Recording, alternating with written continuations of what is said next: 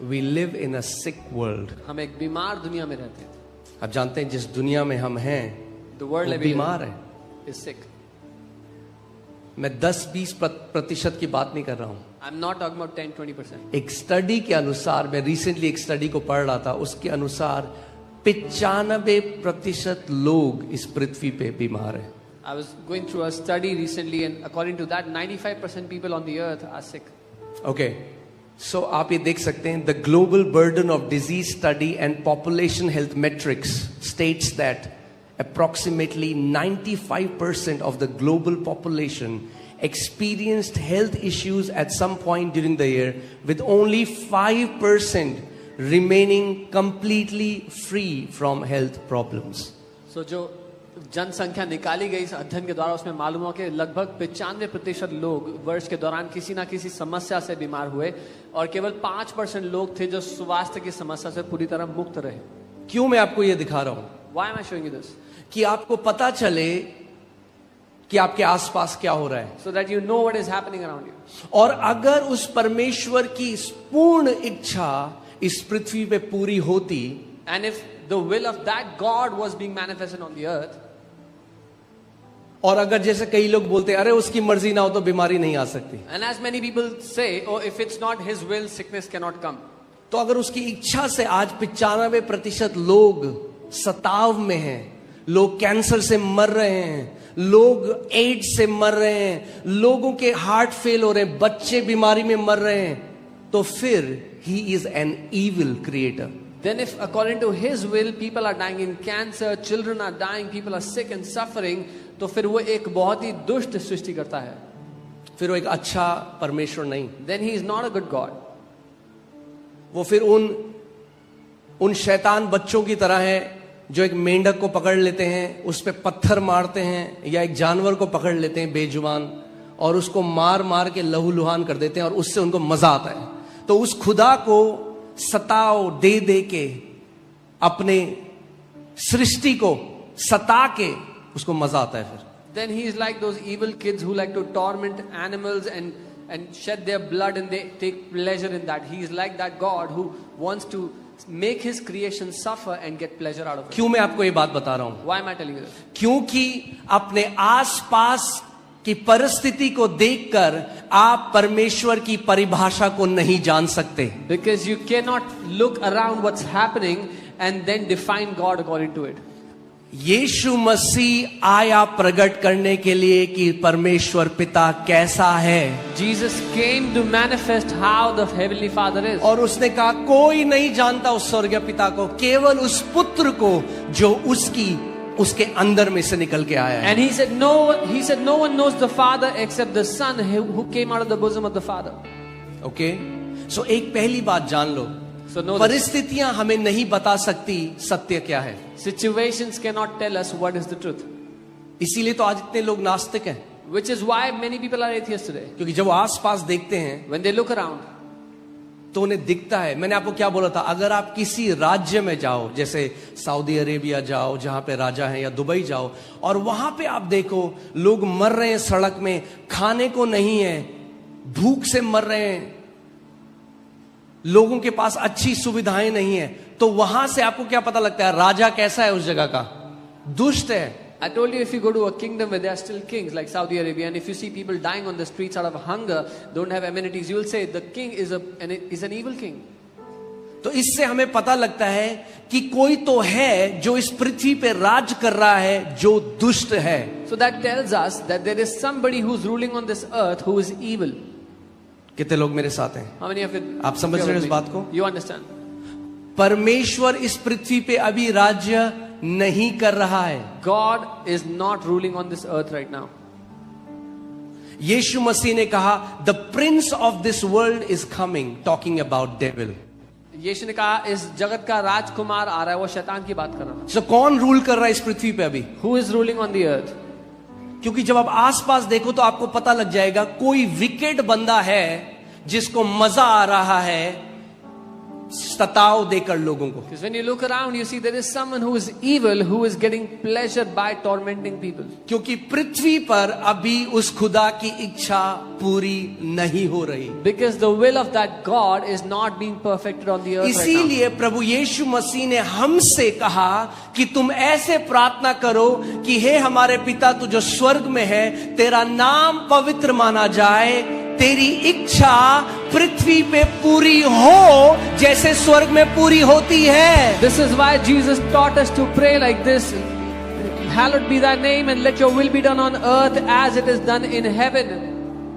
यानी पृथ्वी पे उसकी इच्छा पूरी नहीं होती। That means his will is not done on the earth. इसीलिए तो प्रभु ने कहा मैं ये प्रार्थना करो। This is why the Lord said pray like this. स्वर्ग में उसकी इच्छा 100% पूरी होती है। In heaven his will is done 100%. इसीलिए स्वर्ग में कोई आंसू नहीं, इसीलिए स्वर्ग में कोई कैंसर नहीं, इसीलिए स्वर्ग में कोई रेप नहीं होता, इसीलिए स्वर्ग में कोई बच्चा बचपन में नहीं मरता, क्योंकि एक अच्छा पिता है जो राज्य कर रहा है स्वर्ग में। Which is why there are no tears in heaven, no cancer, no child dying in sickness, because a good God, a good father is ruling in heaven. मगर पृथ्वी पर अभी उसकी इच्छा पूरी नहीं होती। But on the earth his will is not being done right now. शैतान राज्य कर रहा है इस पृथ्वी पे। The devil is ruling on the earth.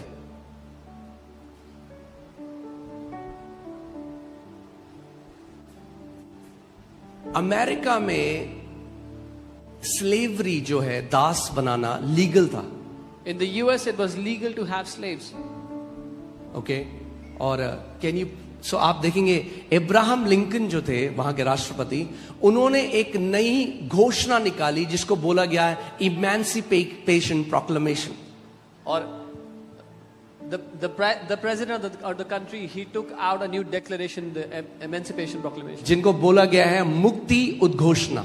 मुक्ति उद्घोषणा। और ये मुक्ति उद्घोषणा क्या थी?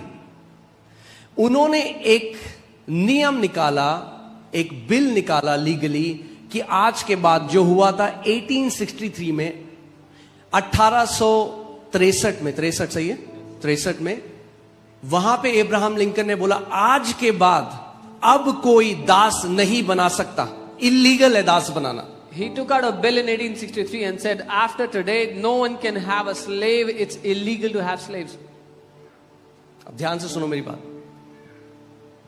लीगली ये डिक्री निकाल दी गई एक राष्ट्रपति के द्वारा अमेरिका में, जो हाईएस्ट अथॉरिटी है। A president who is the highest authority of the country made a legal decree. तो आपको क्या लगता है फिर क्या हुआ होगा? What do you think would have happened after that? So legally 1863 में क्या हुआ? स्लेवरी एंड हो गई legally. In 1863 slavery ended legally. मगर रियलिटी में 100 साल लग गए सारे स्लेव्स को फ्री होने में। But in reality it took 100 years for all the slaves to be set free. क्यों? Why? पहली बात, क्योंकि कई जो दास थे, गुलाम थे, उन गुलामों को पता ही नहीं था कि उनकी आजादी की घोषणा 100 साल पहले हो चुकी है। Because many of those slaves did not even know that there is a declaration that has already set them free. Jesus said, "You shall know the truth, and truth will set you free." यीशु ने कहा तुम सत्य को जानोगे और सत्य तुम्हें आजाद करेगा। ओके 100 साल हो गए, It's been 100 years. फिर भी लोग गुलामों को रखे हैं अपने घर में, और वो क्या चाहते हैं? इस गुलाम को कभी भी ये इमेंसिपेशन प्रोक्लेमेशन नहीं सुनाई देनी चाहिए, क्योंकि जिस दिन इसको पता लग गया ये खड़ा हो जाएगा अपने अधिकार में। People still had slaves working under them. They had slaves in their house and they never wanted the truth to come to them, because the day the slave will know, he will come out. ऐसे ही शैतान चाहता है इनको ईसाई बनाए रखो, रीति रिवाज करो, मोमबत्तियां जलाओ, मगर सत्य इनके कानों में अगर पड़ गया तो ये खड़े हो जाएंगे अपने अधिकार में, और फिर मैं इनको बांध ना पाऊंगा। This is what the devil wants. Keep them in the religion of Christianity. Let them do their little rituals. Because if they know the truth, they will come out. They'll be set free, and I'll not be able to bind them anymore. आप हर Sunday यहाँ पे गवाही देखते हो, लोग क्या कहते हैं, हमें नहीं पता था हमारा अधिकार, हमें नहीं पता था घोषणा करना। जिस दिन से घोषणा करने लगे, कैंसर चंगे हो गए, दुष्ट आत्मा से आजाद हो गए, अलग अलग बीमारियां चंगी हो गई। क्यों? क्योंकि उन्होंने सत्य को जान लिया है। और यीशु मसीह ने कहा, जब तुम सत्य को जान लोगे तो वो तुम्हें हर एक बंधुआई से आजाद कर देगा। You hear testimonies every Sunday in this place how people, when they got to know their authority, they came out of cancers and sicknesses. Jesus said, when you will know the truth will set you free. Amen। तो इसका मतलब आप उतने ही आजाद हो जितने सत्य को आप जानते हो। So that means you're only free to the extent to which you know the truth. उतना नहीं जितना आप गिड़गिड़ाते हो, उतना नहीं जितना आप उपवास करते हो, जितना आप सत्य को जानते हो। Not as much as you beg or you fast, but as much as you know the truth. Hallelujah. तो यानी आपकी दौड़ गिड़गिड़ाना नहीं है, भीख मांगना नहीं है, सत्य को जानना है। So your race is not begging and crying, but to know the truth. और सत्य क्या है? What is the truth? यूहन्ना 17:17 में यीशु मसीह ने कहा, हे पिता, हमें अपने सत्य से शुद्ध कर, तेरा वचन ही सत्य है। John 17:17, Jesus said, sanctify us by your truth. Your word is truth. ये बाइबल को ऊपर उठाओ अपने हाथों में, Lift up your Bible in your hands.